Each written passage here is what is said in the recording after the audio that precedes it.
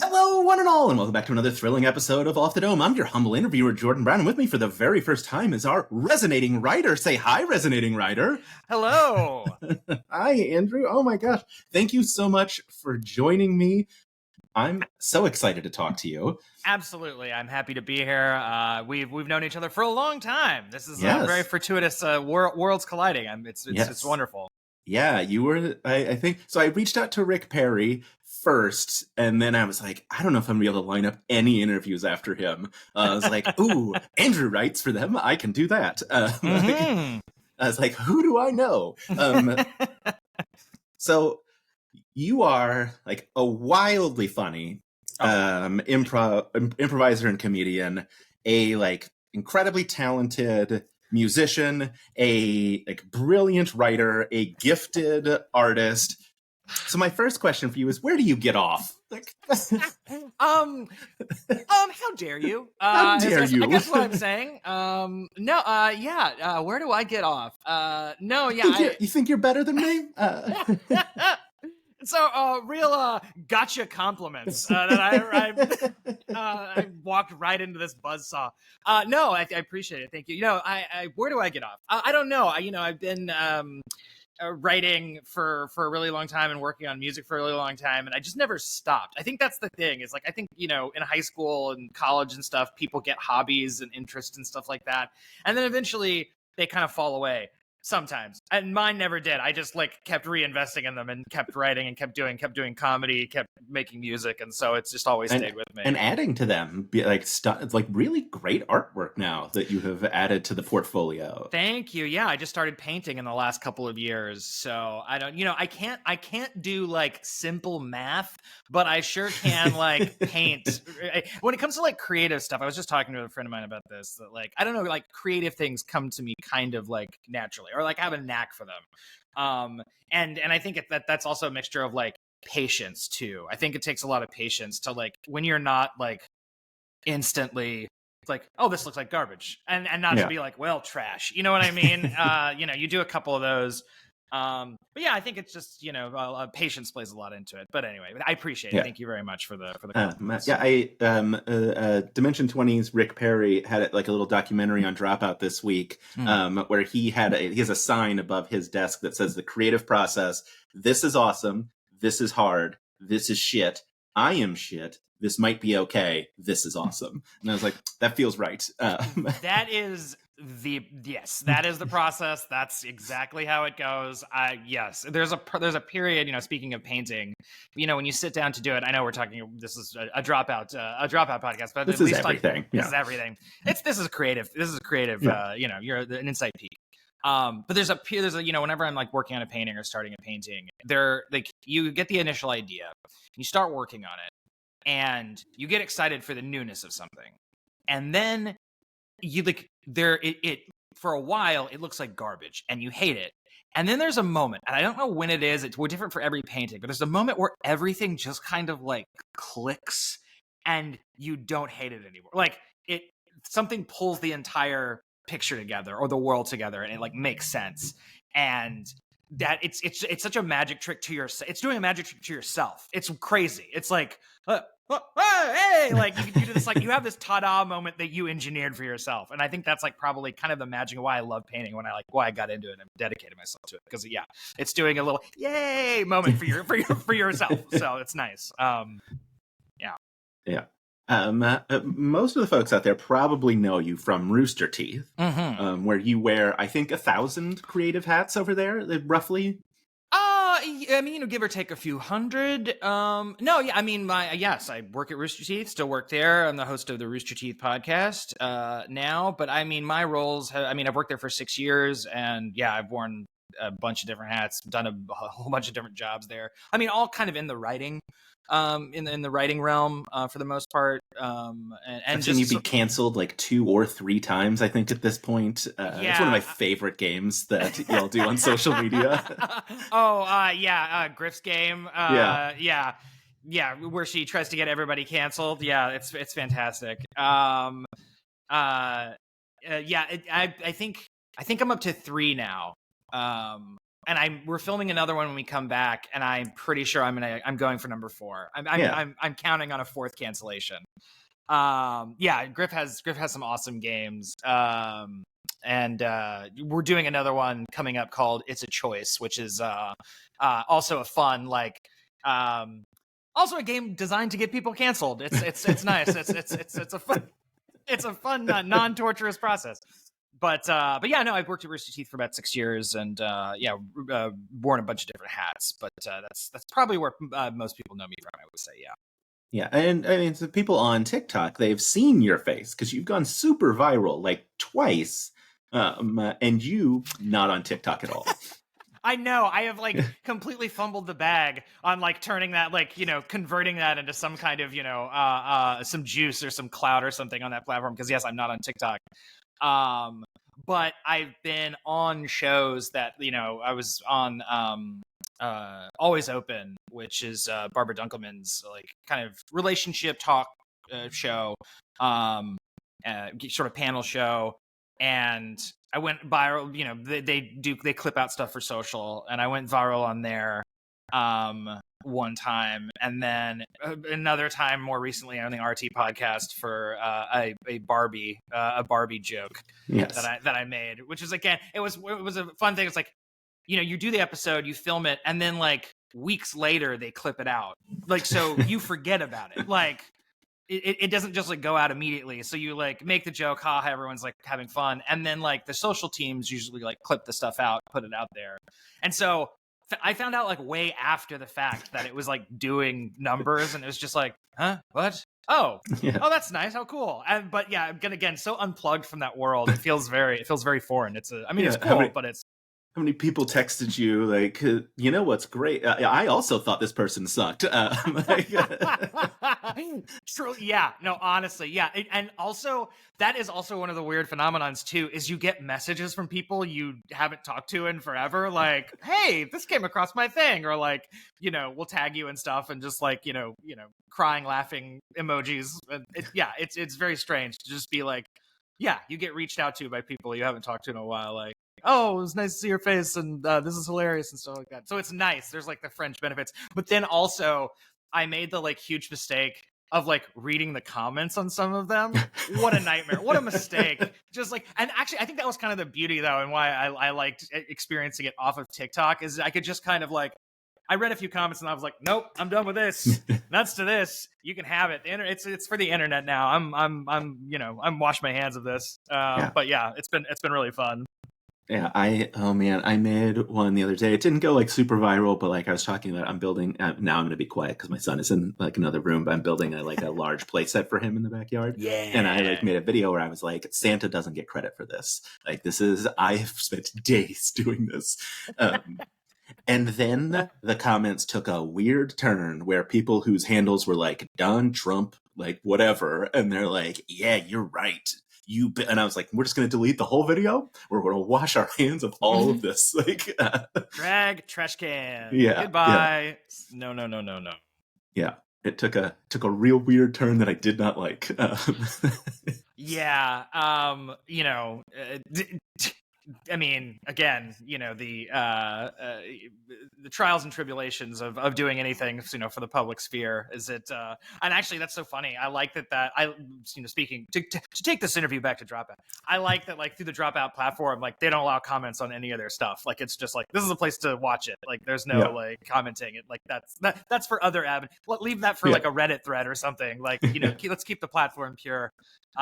Which is I really like. So you just go there to enjoy the stuff, which I really appreciate. But yeah, and enjoy it.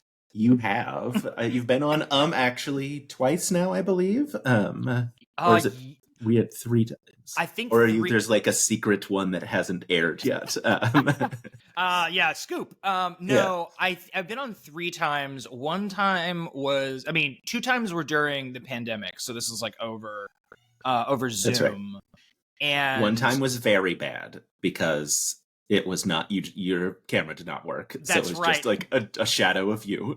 That's right. They were kind enough to animate me. They gave me like a little animated avatar for the video. But yeah, like my video file on wherever it was uploaded got corrupted. So that, yeah, they were kind of, the audio worked and they were kind enough to animate me in there. So yeah, there was one time where it worked. It was over Zoom. One time where it didn't, and I was a cartoon. And then when they went back into live in studio production, I went out. I wasn't out in LA, and went and did it in person, which was awesome. It was really cool. Yeah. What was it like? What's it like being on the show? Also, what's it like getting because I remember I think I actually teased you on social media about like getting a Simpsons question wrong. Well, I knew it. I just didn't get to the buzzer fast enough. Yeah. Fucking Goots.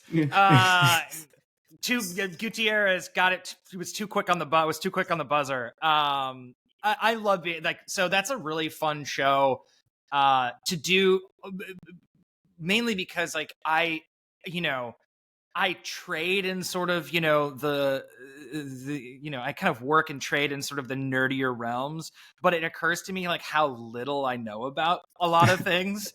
once you're in the crosshairs of that show, it's just like, oh, I don't know anything about comic books, like, at all. I thought, it's like, oh yeah, I'm woefully unprepared for a lot of the stuff on there. But that, I think, actually makes it more fun and interesting, because like, if it was just a game where like juggernauts were going through and answering everything like, answering everything correctly, it's like, that's not super compelling TV. It's really fun. That's like when the questions, and I've written for Game Changer too.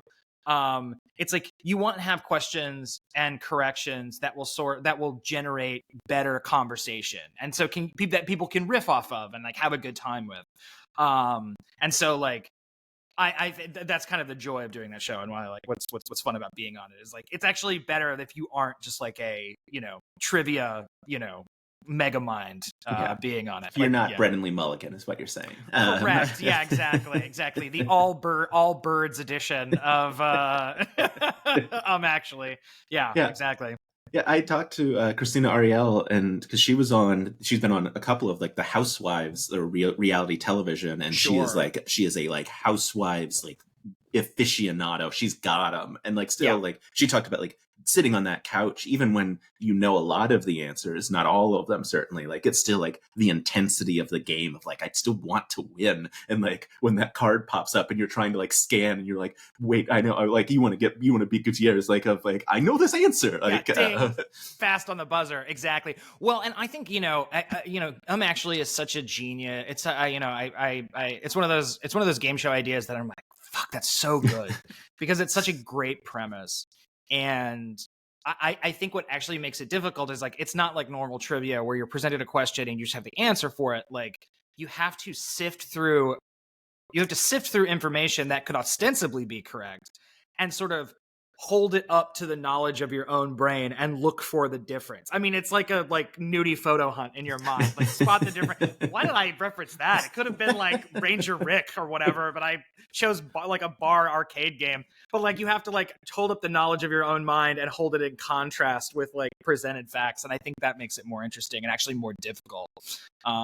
Because you're looking to pick out incorrect information, not what your brain would normally fill in as an answer. So I think it's tremendous. Yeah, it's super fun. And then you get the like people like you on the couch where you get to riff on like whatever the reason why this was in The Simpsons, because they had the like the string on the frame is so that people didn't think it was a window, like that kind of like brilliant moment of like, I have another weird fact about this topic that you didn't ask.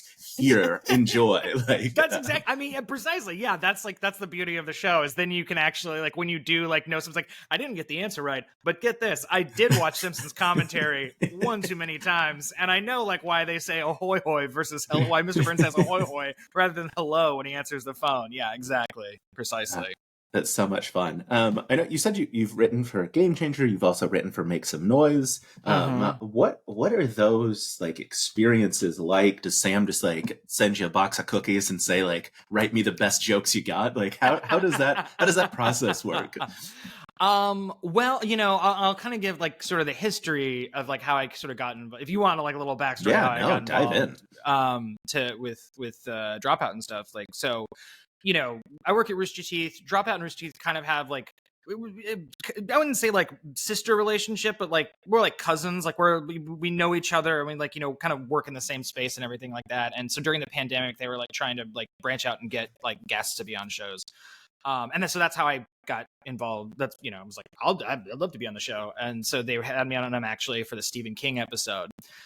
And I struck up a really great friendship with Mike Trapp, who's the best. He's so funny and such an amazing writer, and just like one of the best dudes on earth. And we became friends through that. And you know, he's, you know, was wanting to write for TV, and so was I. So we exchanged scripts, and I loved his scripts, and he loved my. So we just like had a real like great like friendship, and also like creative like simpatico.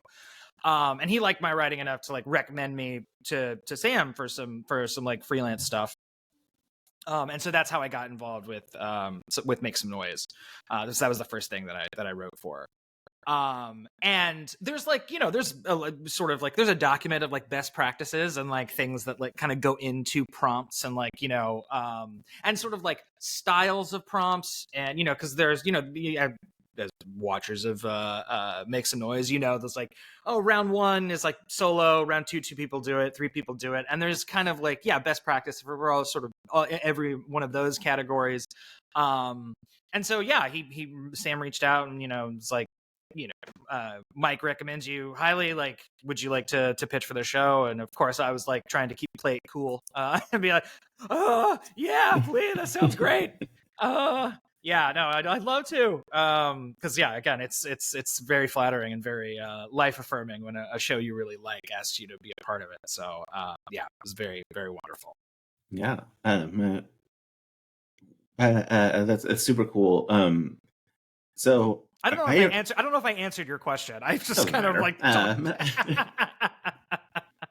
The great thing about the TikTok clips, I cut my question out, and then I just make a little intro and have your answer. So then, like, my rambling nonsense is just gone from the internet. Oh, you devil! All right, perfect.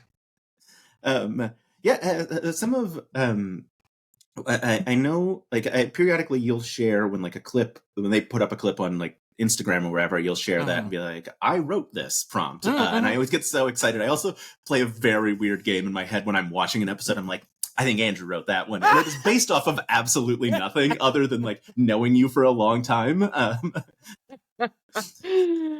Nice. And of course, like, flattering. I don't like write them down, so I have no examples to give you. But like in my head, I'm like, ooh, this was like it's like Elvis Presley. That feels like an Andrew Rosas joke. Like that's like. That is so funny. Okay, so you're the second person who asked me if that was one of my prompts. That happens occasionally with that show. As you know, some people know that I write for it, and so we'll like text me or like message or like Instagram message me and be like, "Was this one of yours, you son of a bitch?" And sometimes it is, and sometimes it's not. And Elvis Presley is so good. I wish I could claim credit for that one. That one was great. No, that was not one of mine. But it's a fun game when people are like, "Was this you?" And sometimes I can say, "Yeah," and I was like, "Oh no, I wish it was really, really good." But no, I think the one I remember from the last. It's also interesting too because again, like I write these prompts like months ago, because you know you write them, they Sam vets them, like goes through them, they compile them, and then they block shoot them, and they film them weeks or months later, and so you'll like write these things. And then the show comes out like a few months later.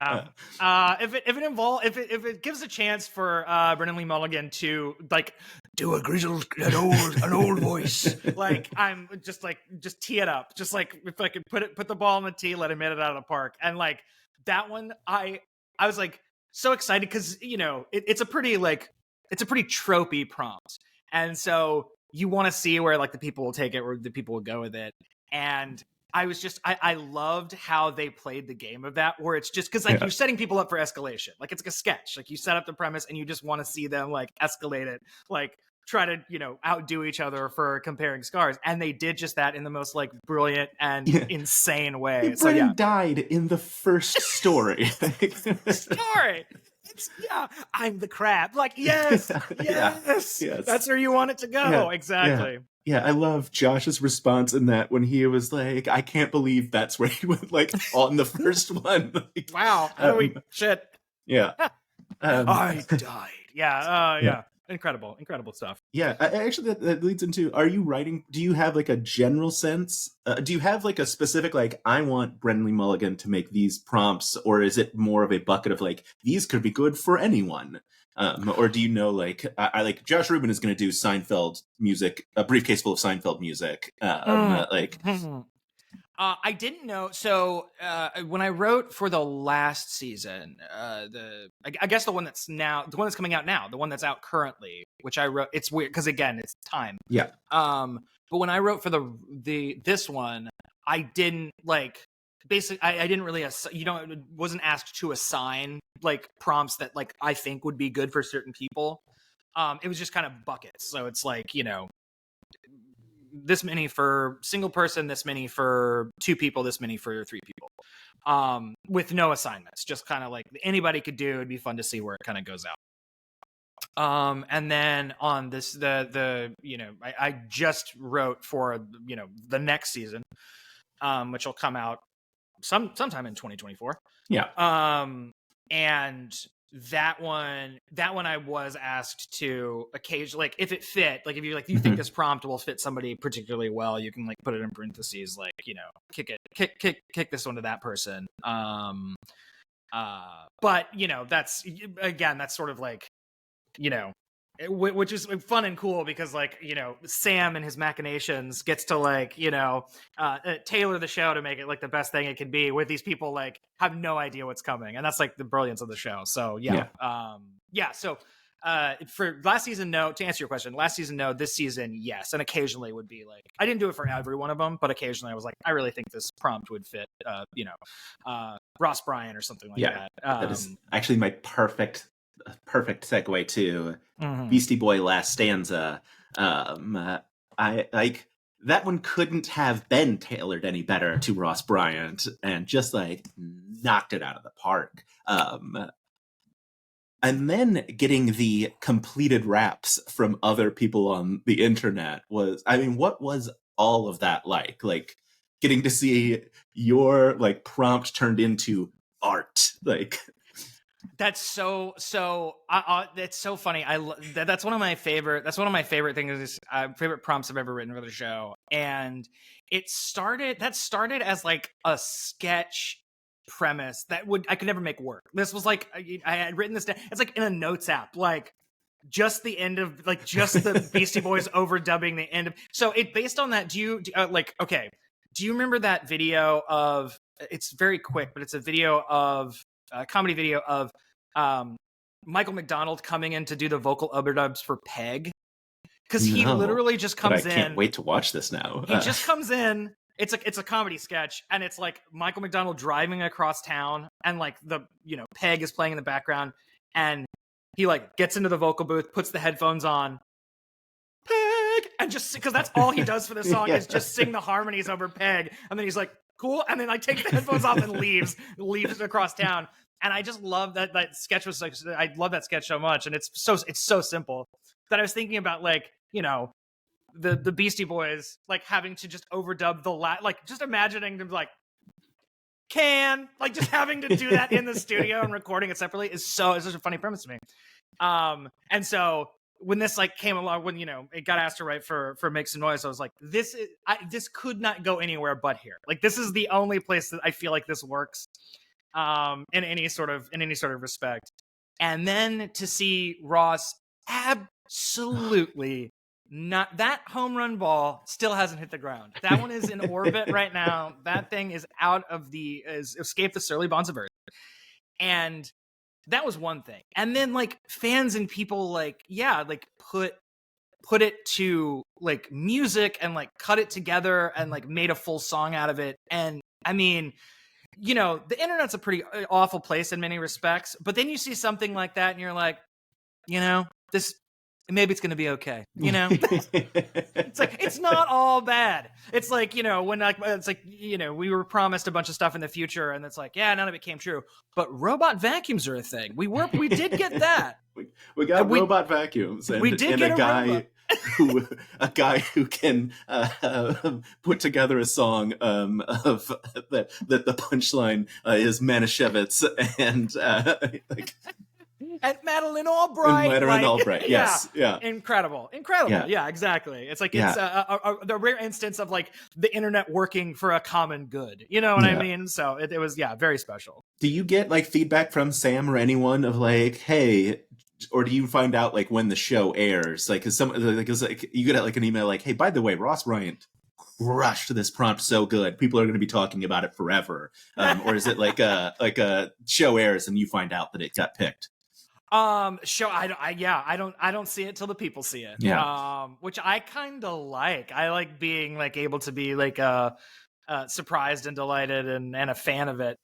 You know, and to be able to write for it and be a fan of it, I think like that helps the fact that like I'll send my my pitches and stuff to Sam, and I don't really get like feedback per se other than like this looks great, like a couple of these made me like laugh, like some like kind of general feedback. And then I see it when it airs, which is kind of nice. It allows me to be a fan of it.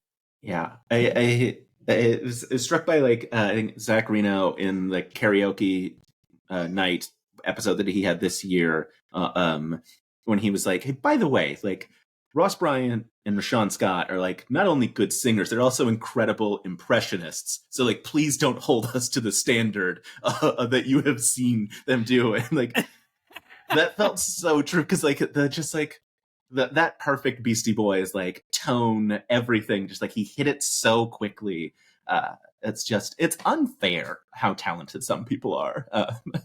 Yeah, and like specifically on on that show, there again, like Ross Bryant, Brendan Lee Mulligan, like I mean, it is astonishing. I mean, I just listed two people. There are countless people who are like staggeringly impressive. Like not only like improvisers, but like like singers, like song improvising, which is like a whole other level of terrifying to me. And so when I see it, it's so impressive. Like in the past when I used to do the Master Pancake Christmas shows and we'd have to improvise people's Christmas stories to songs, that was at the same time like one of the most fun things in the world and the most terrifying. Like that is like the most exquisite nightmare, because like when it comes together, it's magic and a crowd absolutely loses their mind, but then you're like staring down the barrel of having to improvise and be musical at the same time, and these are like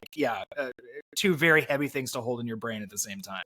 I got to talk to Rashawn Scott for this series as well, and I talked to her about that, and I was like, and she was, of course, because how could anyway, she was like, anyone could do it. And I was like, you're a liar.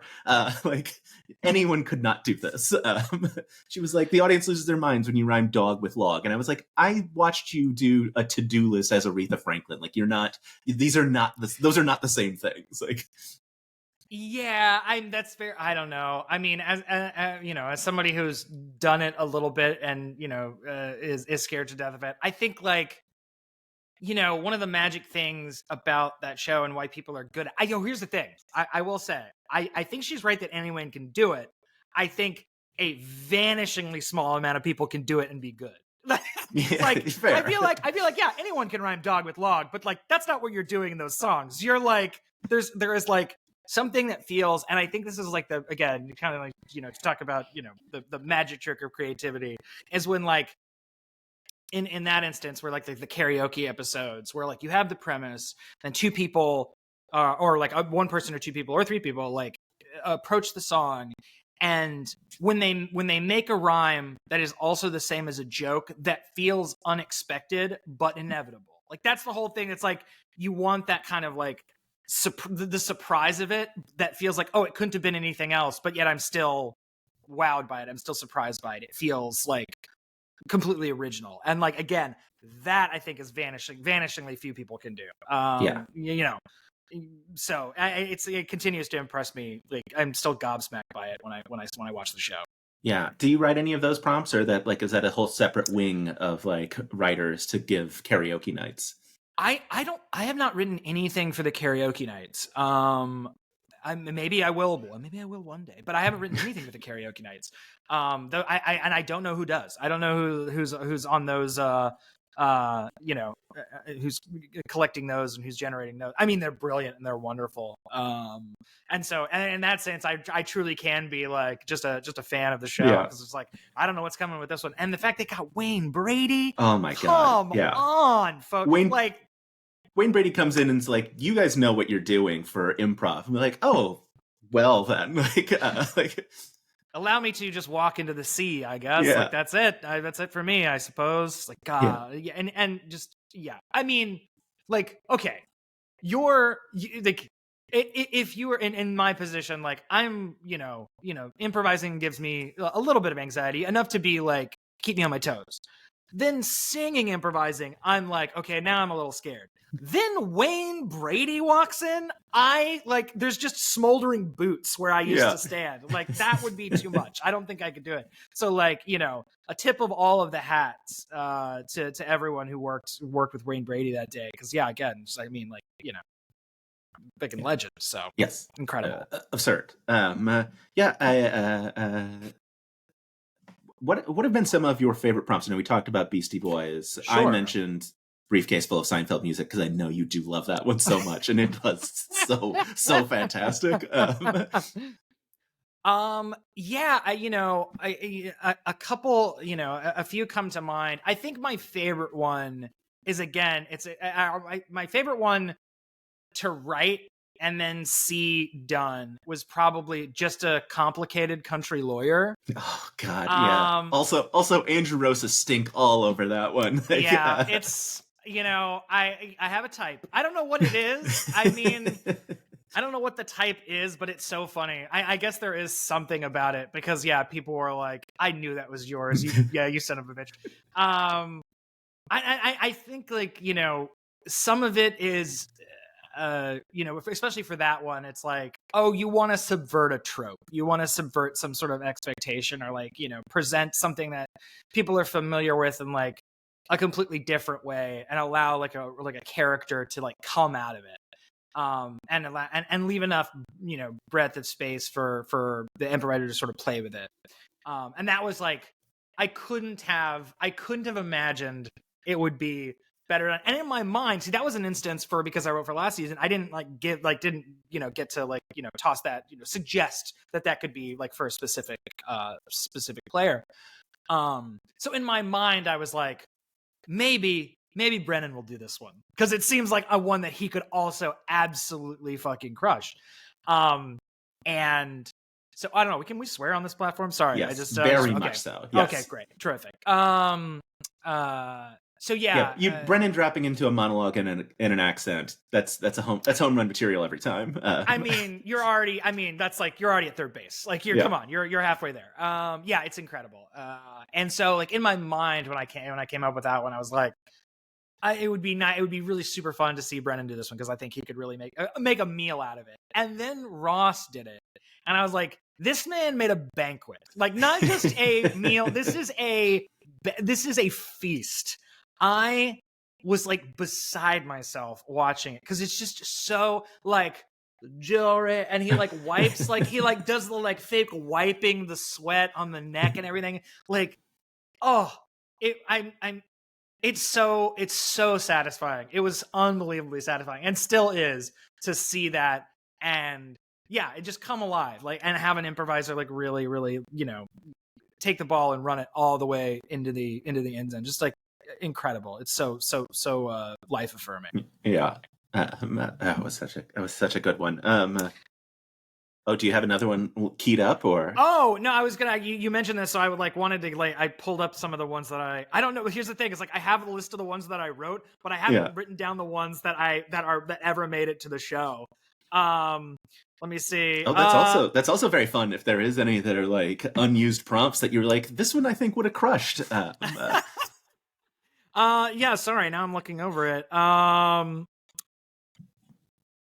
my gosh. I can cut all of this out. Take as much time as you need. Sure. We're not live anywhere, I hope. That's right. Oh my God. I'm simulcasting this on Insta Live. So sorry. Let me see. 1-star review of The Sun. I liked that one. That was very good. And what my favorite thing about that one is, of course, like, it's a joke within of course it's a joke within a joke. It's a, like, that's the deal. Like, that's the deal. Like, it was a joke within a joke. And then I did see some comment somewhere of just like everyone making that joke. Right. It's like, yeah. oh, folks. Yeah. Like, that's okay. But it's that's the internet for you. That's the problem, that Lou didn't make the joke, which means everyone thinks that he didn't think of it. Exactly. It's like, these are professionals, folks. Like, they know what they're doing. Get like, the backwoods moonshine sommelier that Brennan got to do. That was a pretty fun one.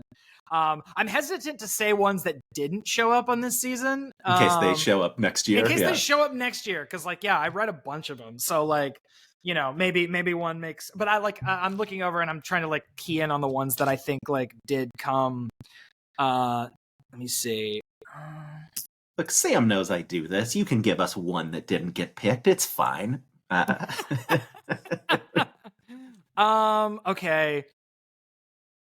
I'll give you one that. I like. Okay.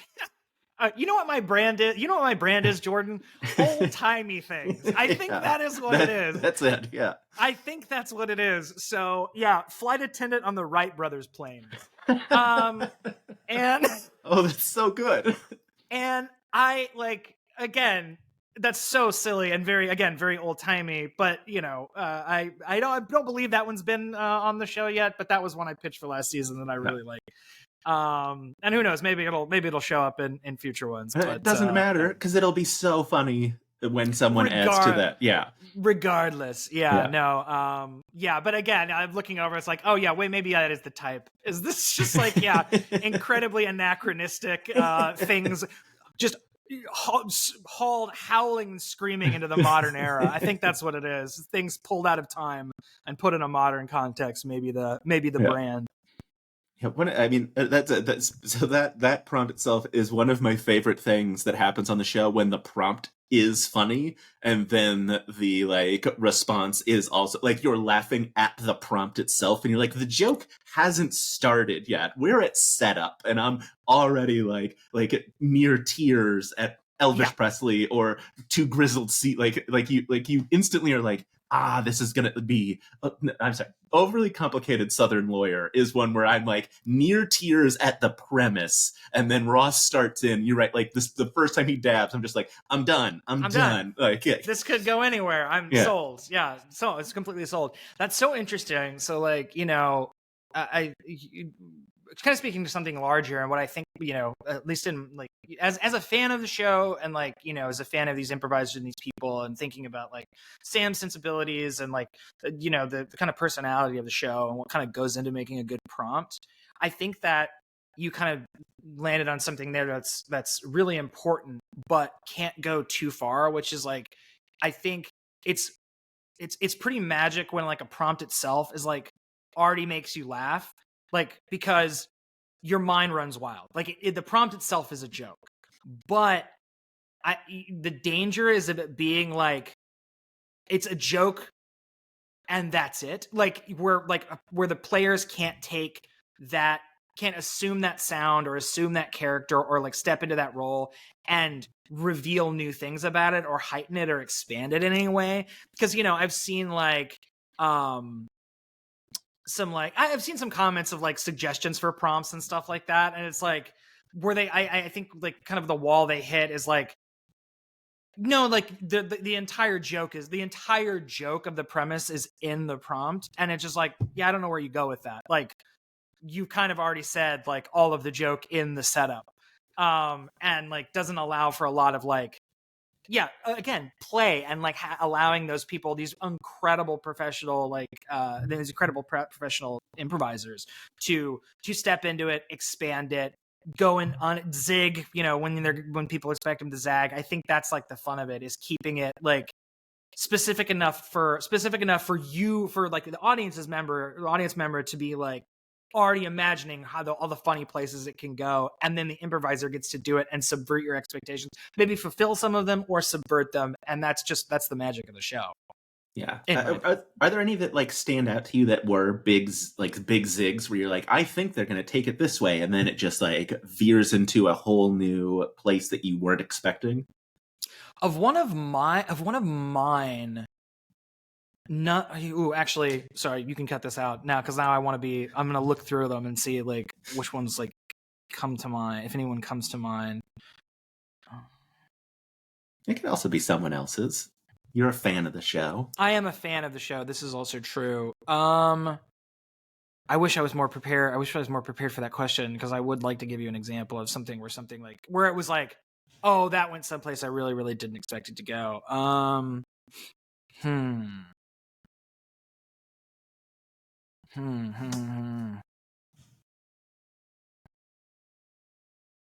going to leave all of this in. Please do. Please leave this like just. Andrew reads every silence. Prompt he wrote for 3 straight minutes of silence. Yeah, please leave this deafening silence, this gap in there. I'd really appreciate it. Yeah, sadly, nothing is coming to mind. You can. Well, actually, you know what? It's funny, like in that the Doomsday Device customer service hotline. Like again, like such a silly premise, like to begin with, and like I feel like there's like so many like ways you can go with that. Like is this like is an evil person on the other end of the phone? Is it like someone who's like trapped in like the banality of being like in a call center? Like again, like when that prompt gets asked, like the character it's wide enough open that the character at the other end of that could be sort of anything. And I appreciate the like thank you for call, like it did being like a very like Midwestern, like thank you for calling, glad, like being being pretty straight laced and wanting to be helpful in this pretty evil enterprise.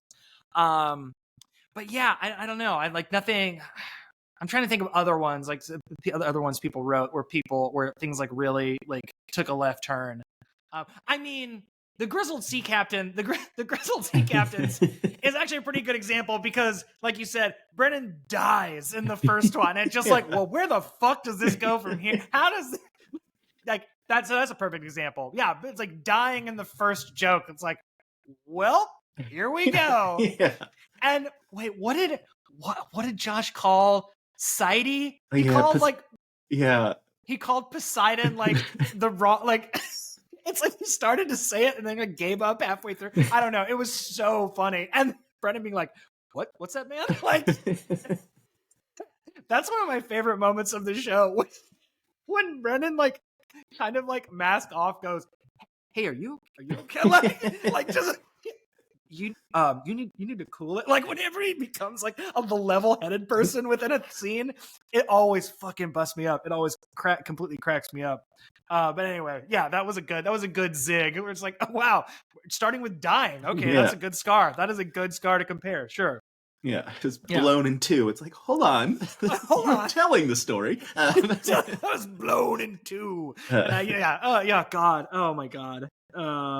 Torn in half. Jeez Louise. Yeah. Incredible stuff. So good. One of the other things that I really love about you is your laugh. It is such like it's a Lou Wilson level, like when you get going and you can't stop, it is like just absolute serotonin. I am curious if like are people just do the folks at Rooster Teeth obviously enjoyed as well. At some point are they like, hey, let's see if I can get Andrew just like really like out of breath dead today? Really going. Yeah, exactly. Well, let's see if I can get Andrew to take a sick day. I don't know that anybody goads me on into like trying to like really like get me on one. But it happens occasionally, like either on RTP on the show or it's like just being in the office of just being like kind of incapacitated with laughter. Because that's the thing. I mean, it's like I think I have like sort of inborn like church laugh, which is like I always feel not always, but like like you feel like you shouldn't be laughing as hard as you're laughing because it's not like the right place for it. Even though I work at a comedy company, it absolutely is the right place for it. I just feel like that only enhances the like whatever is like I find funny, and so like yeah, it just kind of builds. It really just snowballs, and then I'm like weeping and can't stop. Yeah, I often think about Nightman, the Master Pancake mock, where I think it's you and Joe both like full meltdowns, cannot breathe, like cackling at for the everyone watching this that hasn't seen Nightman. He's a saxophone player who is also a superhero and transforms by like a bolt of lightning, and he can, I think, sense evil and fully murders people in the episode. Like, yeah. And then that's what really sends you off. Yeah. For the Master Pancake mocks and stuff like that, occasionally, and also I always feel like it happens with Joe too. I feel like we're good foils for each other of just like absolutely losing our mind. It's like I have a job to do, which is like make jokes, but like occasionally something will just completely ruin me for like a couple of minutes. Like, and I'm like, oh my God, I can't even see the screen. It's just like blurry water because my eyes are filled with tears. And I'm like, okay, yeah, and like try to pull it together. But yeah, that was, the Nightman. Oh, that was a big one. That was, again, just like down goes Frasier. He's out. He's done. Yeah. That was a good, lovely memory. I appreciate that one very much. Yeah. Oh, it's so much fun. So much fun to think about that. Like, I think he just like Nightman had just murdered someone on top of an ambulance or something like extra crazy. He was feet from life-saving care and got fucking murdered. Yeah.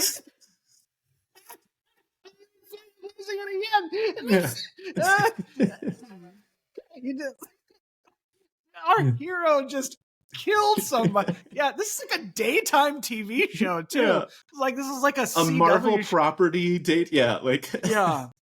God, unbelievable. So good. So good. I know he said to just fully abandon that thought. I know you said you've written for Game Changer as well. Yeah, I've written some this upcoming season, or have you written in seasons that we have seen? Oh gosh. The trailer's out, so we know it's coming. So I have written for the season that is coming out that you have not seen. Gotcha. Okay. But again, I don't know if any of the stuff that I wrote is in there. So I will find out when you find out. Which is again pretty exciting. But yeah, I wrote some pitches for that show. Some interesting stuff. Sam asked for some outside the box sort of ideas, which is that show is kind of made for. So I don't know. We'll see. It was a fun exercise. Sam called it the mindfuck season, so I assume whatever prompts you were asked to write were in line with that. Yeah. It was, again, like, I think I pitched some like kind of like straightforward like game, some Game Changer classic sort of prompts, and then definitely had some ones that are like does this make sense? Like having to like almost give you like an outline of like, does this make sense? Like this is how this is gonna like play out and stuff. So just a video of you on a murder board of like, okay, now when Brennan comes into the studio, like, flipping the cork board around with the push pins and red string. Yeah, exactly. So we'll see if that happens. But written for Game Changer, and actually most I also wrote for Breaking News. So there's a Breaking News episode that'll be out relatively soon. I'm very excited. That one was fun. That one was also because also that's just like I feel like all the Dropout shows kind of have the same sort of tenor or sort of like vibe, personality, what have you. But like they all have their kind of distinct voices, and so that was the Breaking News has its own kind of distinct voice, and so it was fun to write in that style and for that for that purpose of trying to get people to break. Yeah. So yeah, I won't ask you like specifics, but did you know writing for that who was going to be at the desk so that you could? Okay, I'm always curious if like, because sometimes they feel. I mean, obviously sometimes they are, because like if you're explicitly making jokes about Sam, like obviously he has to be on that episode. Sure, yeah, exactly. If you're some are tailored, and I think there's like episodes completely tailored for Grant O'Brien. Like there's like those are just laser focused on making him the star of the show, so to speak. So none. For the episode that I wrote, I did not know who was going to be behind the desk. It was just like here's sort of the general premise of the show. Here's kind of the overarching premise, and here is like, kind of run with that and give the people characters and stuff like that. So that must be super fun and also very challenging to be like, I don't know who's going to be reading this. I can't tailor the thing that I know that will like make them laugh to them. It has to be broad but funny and.